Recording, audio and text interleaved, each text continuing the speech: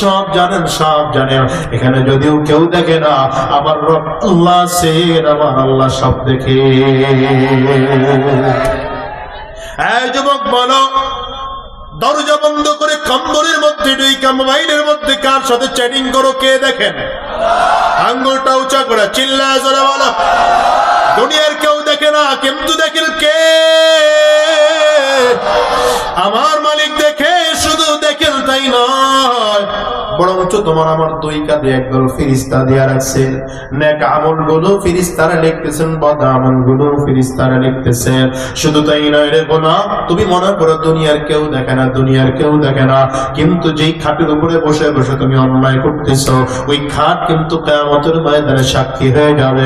রব্বে কারীম বলেন, ইয়াউমা ইযিন তুহাদ্দিসু আখবারাহা বিআন্না রাব্বাকা আওহা লাহা ইয়াউমা ইযিন ইয়াসদুরুন নাসু أشتاتا ليروا أعمالهم فمن يعمل مثقال ذرة خيرا يره ومن يعمل مثقال ذرة شرا يره।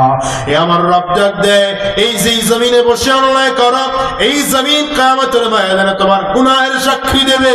শুধু জমিন নয়, যে সময় অন্যায় করো সেই সময়টাও কিয়ামতের ময়দানে আল্লাহর সামনে দাঁড়ায় সাক্ষী দিবে। হায়রে কিরামান কাতিবিনের লেখা, দ্বিতীয় নম্বর জমিনের সাক্ষী, 3 নম্বর সময়ের সাক্ষী। এই তিনটাকেও যদি অস্বীকার করো, তাইলে আমার রব বলেন চতুর্থ নম্বর আছে তোমার অঙ্গ প্রত্যঙ্গ। আল ইয়াওমা নাখতিমু আলা আফওয়াহিহিম ওয়া তুকাল্লিমুনা আইদিহিম ওয়া তাশহাদু আরজুলুহুম বিমা কানু ইয়াকসিবুন। কিয়ামতের ময়দানে আল্লাহ তাআলা বলেন, আমি বান্দার জবানকে বন্ধ করে দেবো, বান্দা জবান দিয়ে কথা বলতে পারবে না। হাত কিয়ামতের ময়দানে কথা বলবে, পা কথা বলবে, চোখ কথা বলবে, অঙ্গ প্রত্যঙ্গ কথা বলবে। যে অঙ্গ দিয়ে যেই গুনাহ করেছে সেই অঙ্গগুলো কথা বলতে আরম্ভ করবে। আবার করে যে একটু করে যুবকদেরকে বলে, যেই যুবক ভাই অন্যায় করার আগে 1000 বার চিন্তা করো, অঙ্গ প্রত্যঙ্গ গুলো যদি সাক্ষী থাকে, কিয়ামতের ময়দানে মাফ পাওয়ার কোনো আশা করা যায় না। পয়গম্বর ইউসুফ আলাইহিস সালাতু ওয়াস সালাম দাঁড়িয়ে দাঁড়িয়ে চিন্তা করেন, এখানে কেউ দেখেন না, কিন্তু দেখেন কে? আর জোরে বলেন, দেখেন কে? আমাকে বাঁচতেই হবে, কেমনে বাঁচবো জানি না। পয়গম্বর ইউসুফ আলাইহিস সালাতু ওয়াস সালাম সামনে দরজাটা বন্ধ, দরজার দিকে তাকায় চিন্তা করছেন দৌড় দেব। জুলাইখা চিন্তা করে দৌড় দিয়ে লাভ নাই, দরজা আটকানো আছে, দৌড় দিয়ে লাভ নাই। ইউসুফ আলাইহিস সালাম সামনের দিকে দৌড় দেয়, আল্লাহর উপরে ভরসা করে দৌড় দিয়েছেন। আমার মালিক কো, ওয়া মান ইয়াত্তাকিল্লাহা ইয়াজআল লাহু মাখরাজা ওয়া মান ইয়াত্তাকিল্লাহা ইয়াজআল লাহু মাখরাজা। আমি আল্লাহর ভয়ে যারা গুনাহ থেকে বেঁচে থাকে, আমি আল্লাহ তার জন্য নাজাতের রাস্তা খুলে দেই। দরজার মধ্যে হাত দিয়েছেন তারা, হাত দিয়েছেন তো তারা খুলে গেছে। সুবহানাল্লাহ, জোরে কওয়া যায় না? জুলাইখা চিন্তা করছে একটা দরজায় তালা আছে, মনে হয় আলগা লাগানো, বড় হালকা করে লাগানো ছিল, এই জন্যই খুলে গিয়েছে। ইউসুফ আলাইহিস সালাম আবার সামনের দিকে দৌড় দেয়, তো জুলাইখা ডাক দেয়, টেনশন করো না, সামনের দরজা খুলবে না। ইউসুফ আলাইহিস সালাম দ্বিতীয় দরজার মধ্যে হাত লাগায়, দ্বিতীয় দরজাও খুলে যায়। তৃতীয় দরজায় হাত লাগায়, তৃতীয় দরজাও খুলে যায়। চতুর্থ দরজায় হাত লাগায়, চতুর্থ দরজাও খুলে যায়।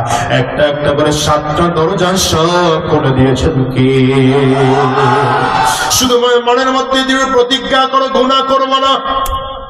গুনাহ থেকে বাঁচানোর মালিক তুমি নও, বাঁচানোর মালিক কে? গোলাম রে, অন্তর থেকে তাওবা করে বিদায় হও, গুনাহ করবো না, গুনাহ করবো না।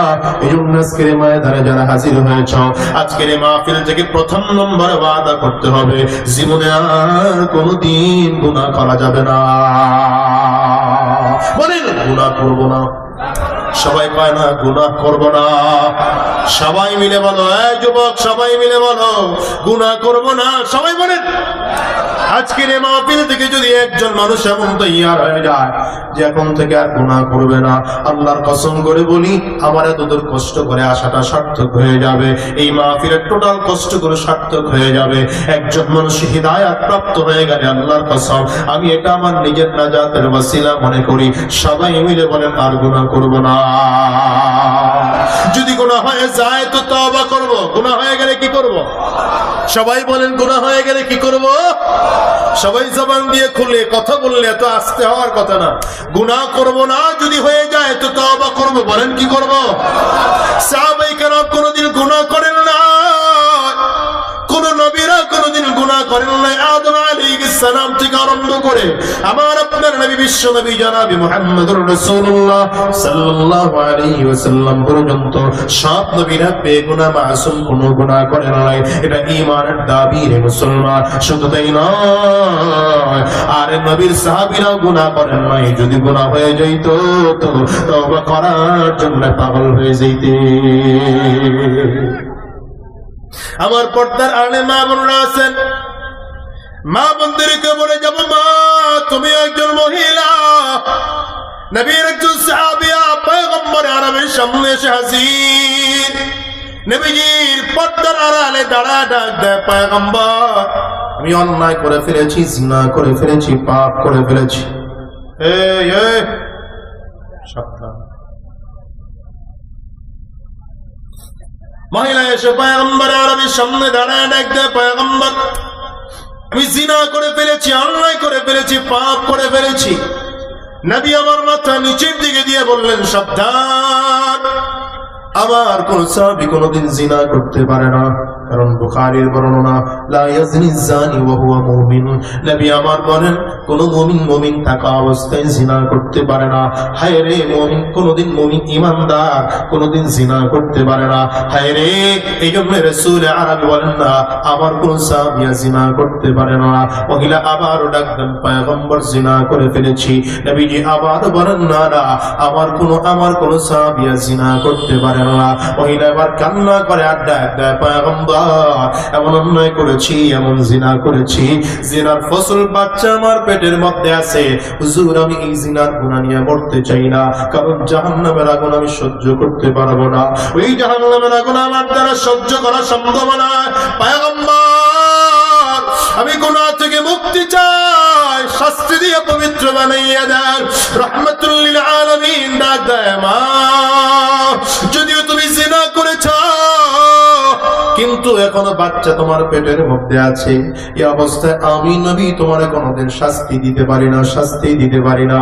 হায় রে, যাও যাও, যেদিন বাচ্চা তোমার জন্ম হয়ে দুনিয়ার মধ্যে আসবে সেই দিন আমি নবীর কাছে আসবা, আমি নবী সেদিন তোমার শাস্তি দিয়ে পবিত্র বানাইয়ে দেব। মহিলা রাহমাতুল লিল আলামিনের দরবার থেকে বের হয়, মহিলার চোখ দিয়ে গাল বে বে বে বে পানিগুলো পড়ে, আর ডেকে বলে, আল্লাহ আমার কপাল বুঝি বড় খারাপ, এমন অন্যায় করেছি, পাপ করেছি, এমন অন্যায় করেছি, আমার গুনাহ বুঝি মাফ হবে না। কবে আমার সন্তান জমিনের মধ্যে আসবে, আর কবে আমার নবী আমার শাস্তি দিয়ে পবিত্র বানিয়ে দিবে। এর আগে যদি জমিন থেকে বিদায় হয়ে যায়, হায় রে, আমার বুঝি জাহান্নাম ছাড়া কোনো উপায় নাই। মহিলা কান্না করতেছেন, নবীজির দরবার থেকে বের হইয়া যায়। লম্বা দিন পরে আবার রাহমাতুল লিল আলামিনের কাছে এসে হাজির হয়েছেন। আজকে বাচ্চা কোলের মধ্যে নিয়ে হাজির হইয়া নবীজির হাতে বাচ্চাটা দিয়া ডাক দিলেন, পয়গম্বর এই যে তাকায় দেখে আমার বাচ্চাটা এখন জমিনের মধ্যে চলে আসছে, এখন আমার বাচ্চা আলাদা, আমি মা আলাদা, আমার জিনার শাস্তি দিয়া পবিত্র বানায় দেন। নবী আমার বাচ্চাটার দিকে তাকায় দেখে ছোট্ট বাচ্চা মানুষ, দেখলে মনে হয় একদিন বা 2 দিন আগে জমিনের মধ্যে আসছে। পর্দার আড়ালের মা গো, খেয়াল করে দেখো কি পরিমাণ অন্যায় করলে, কি পরিমাণ তওবা করে। তোমার আমার তো একটার পরে একটা অন্যায়, তাসবির দানাগুলো ছিঁড়ে গেলে যেমন একটার পরে একটা দানাগুলো পড়তে থাকে, তোমার আমার জীবনের গুনাহগুলো তো একটার পরে একটা এমন করে হচ্ছে। কথা পাও না ঠিক কিনা? গুনাহ থেকে তওবা করার মতো নসিবও তোমার আমার জীবনে হয় না। রাহমাতুল লিল আলামিন বাচ্চাটা কোলের মধ্যে নিয়ে ডাক দিচ্ছেন, মাগো আমি বাচ্চাটার দিকে তাকায় দেখি বাচ্চাটা মনে হয় একদিন বা 2 দিন আগে জমিনের মধ্যে আসছে। এখন যদি এই বাচ্চাটাকে আমি শাস্তি দেই, তোমাকে শাস্তি দিলে বাচ্চাটাকেও শাস্তি দেওয়া হবে না। না, এখন এই বাচ্চার মায়ের আদর দরকার, মায়ের বুকের খাবার এই বাচ্চাটার বড় দরকার। না মা, এখনই তোমার কোনো শাস্তি আমি দিতে পারবো না, যাও চলে যাও। যেদিন তোমার বাচ্চা এতটুকু বড় হবে, নিজের হাতে নিজে হাঁটতে পারে, নিজের খানা নিজে খাইতে পারে, নিজের পায়ে ভর করে নিজে হাঁটতে পারে, সেদিন আর তোমার প্রয়োজন হবে না। আমি নবী সেদিন তোমার শাস্তি দিয়ে দেব। কত রহমতের নবী আমার। হায় রে, ছোট বাচ্চা কষ্ট পাবে, এই জন্য মাকে শাস্তি দেয় না, জিনাকারীর শাস্তি দেয় না। ওই যুবক আমার নবীকে চিনো, আমার আল্লাহ তাআলা এই জন্য আমার নবীর পরিচয় দিতে গিয়ে ডাক দেয়, ওয়া মা আরসালনাকা ইল্লা রাহমাতাল লিল আলামিন।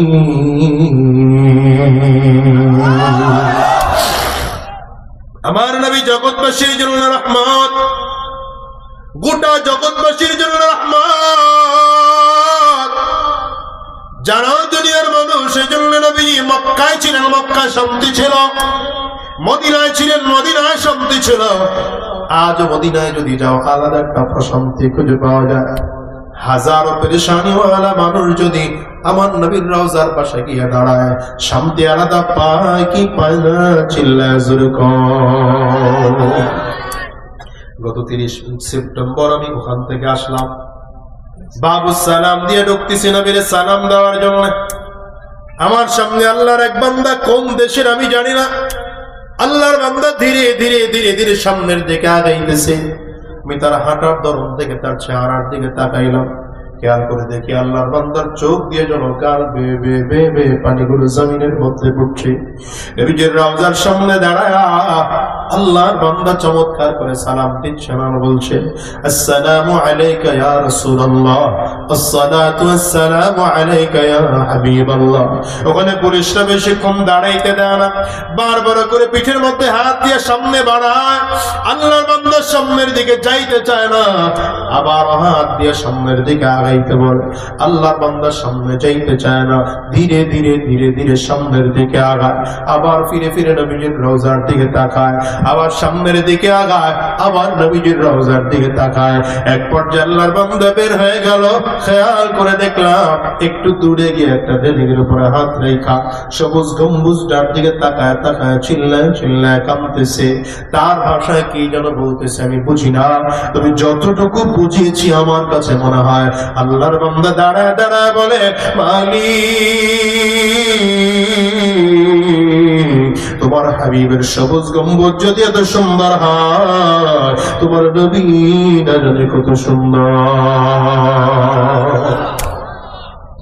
আজকে তোমার নবীরে দেখতে পারি না, অথচ মক্কার বড় বড় কাফিররা তোমার নবীরে দেখছে, মদিনার কত কাফিররা নবীরে দেখছে। আজকে তোমার নবীরে আমরা দেখতে পারি না। আয় আল্লাহ, নবীর অন্তত নবীর রুহানি ফয়জ বারাকাত নেওয়ার জন্য আজকে নবীর মদিনায় এসে হাজির। ওগো পয়গম্বর, ওগো আল্লাহ, যদিও তোমার নবীকে স্বচক্ষে দেখাও না, কিন্তু স্বপ্ন যোগে হলেও একবার নবীর স্বপ্নে দেখা দিও। আমি আমার যুবকদেরকে বলি, ভাই আমেরিকায় যাও, Chinese, Japan, German, Indonesia, France, মালয়েশিয়ায় যাও, বলো বলো আমার নবীর রওজায় যাইতে মনে চায় কি চায় না? চিল্লা খাও। কার কার মনটায় চায় একটু হাত উঁচা করে দেখাও, আওয়াজ দিয়ে চিল্লায় ডাক দাও আল্লাহ। আর জোরে ডেকে বলো আল্লাহ, জবান করে চিল্লায় ডাক দাও আল্লাহ। ওগো দয়ার মালিক,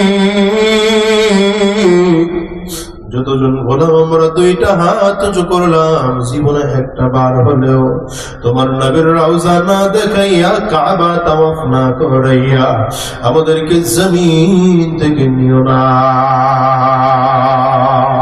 আওয়াজ দিয়ে জবান খুলে বলো না আমিন, আরো জোরে কও না আমিন।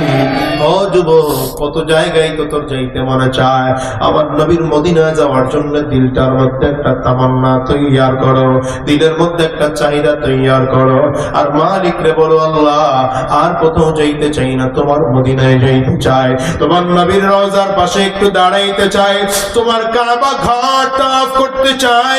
কলিজার টুকরো যুবক, আল্লাহর কসম করে বলি শান্তি যদি পাইতে চাও নবীর মদিনায় যাও, এছাড়া শান্তি অন্য কোথাও না।